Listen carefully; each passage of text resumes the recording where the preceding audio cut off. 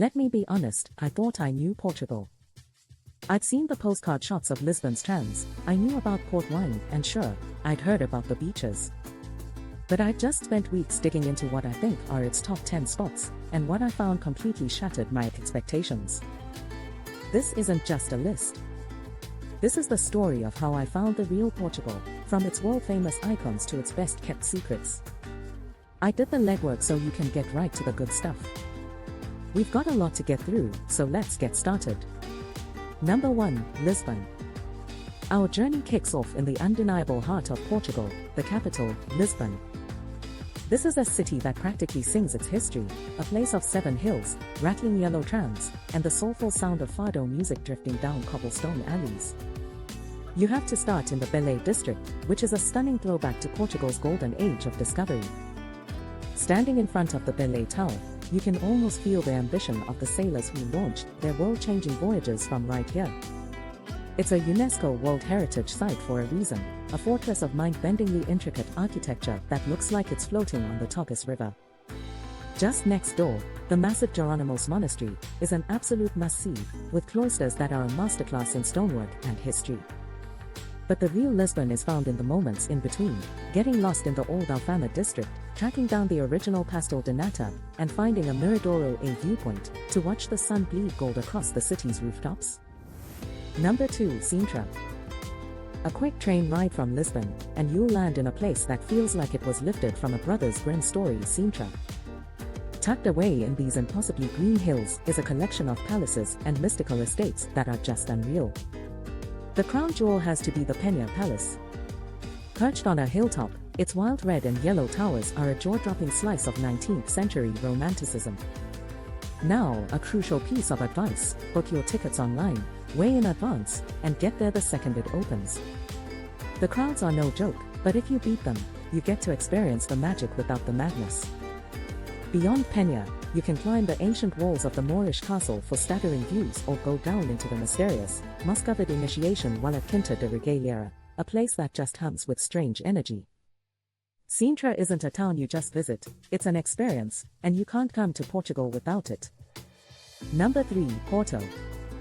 Leaving the capital, we head north to Portugal's second city, Porto. If Lisbon is the country's regal heart, Porto is its gritty, soulful stomach. Set dramatically along the Douro River, this city is all about its namesake port wine, the iconic double-decker Dom Luís Bridge, and buildings covered in those brilliant blue and white azulejo tiles.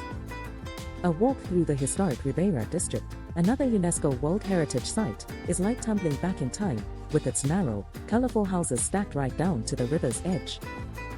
Hop across the bridge to Vila Nova de Gaia, where all the legendary port wine cellars live. You can get a crash course in the region's most famous drink and, obviously, do some tasting. And don't you dare miss São Bento Station. It's not just a train station, it's an art gallery where 20,000 tiles tell the entire story of Portugal. Number 4. Abadush. Alright, let's step off the beaten path to our first real hidden gem, the medieval wonderland of Abadush. This place is completely wrapped inside ancient castle walls, making it one of the most perfectly preserved towns in the country. Seriously, walking its cobblestone streets, past whitewashed houses dripping with bougainvillea, feels like you've time-traveled. You can walk the entire circuit of the town walls, which gives you incredible views of the rolling countryside. But the real taste of Abadush? It comes in a tiny, edible cup. The town is famous for gingina, a sweet cherry liqueur served in a small chocolate cup. It's a delicious little ritual that's as sweet and charming as the town itself. Number 5. Monsanto. Okay, prepare to have your mind blown a little, because our next stop, Monsanto, is a place where architecture and nature have become one. Famously voted the most Portuguese village in Portugal, Monsanto is built into, under, and around enormous granite boulders. We're talking houses that use giant rocks for walls, or even for a roof. It's a surreal, almost prehistoric landscape that feels like it's been caught in a time warp. The hike up to the medieval castle ruins at the very top is a bit of a workout, but the 360-degree views are more than worth it. Monsanto is more than a village, it's a wild example of human ingenuity, a place so strange and beautiful you have to see it to believe it. We're halfway through, and as you can see, Portugal is just packed with surprises. If you're enjoying this and finding it useful, do me a solid and hit that like button and subscribe. It really helps me make more videos like this, and trust me, you won't want to miss what's coming up. Number 6, Benagil Cave and the Algarve Coast. You can't do Portugal without hitting the sun-soaked coast of the Algarve. While the whole region is lined with stunning beaches, its most famous landmark is the Benagil Cave. This incredible sea cave, with its famous oculus that lets the sunlight pour in, is only reachable by water.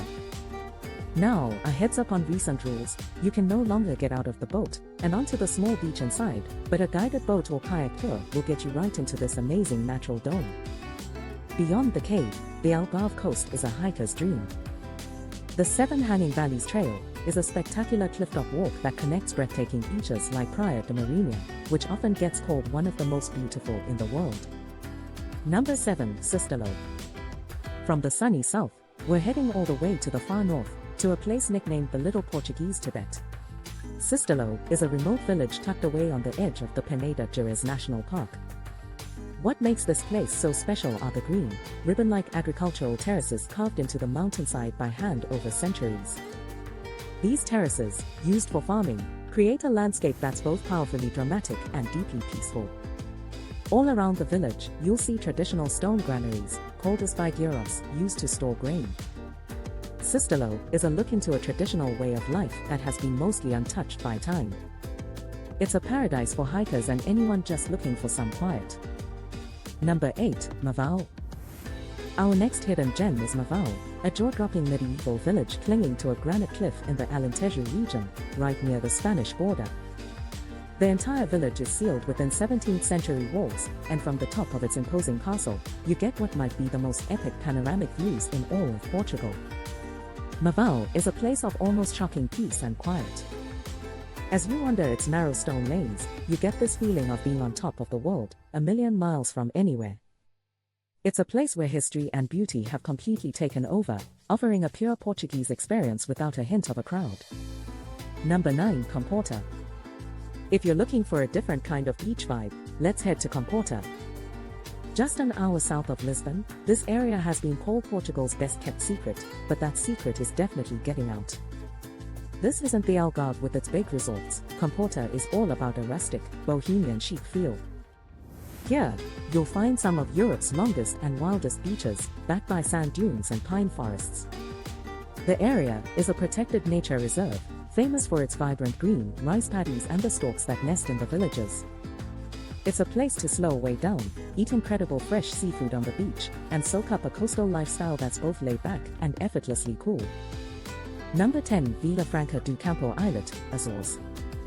For our final destination, we're going off-grid, leaving the mainland entirely for the Azores Islands, and specifically, the islet of Vila Franca do Campo. This unbelievable spot is what's left of a submerged volcano, and its crater has formed a perfect, natural swimming pool in the middle of the ocean. You can get there by a short boat ride, but it's a protected nature reserve, so only a limited number of people can visit each day.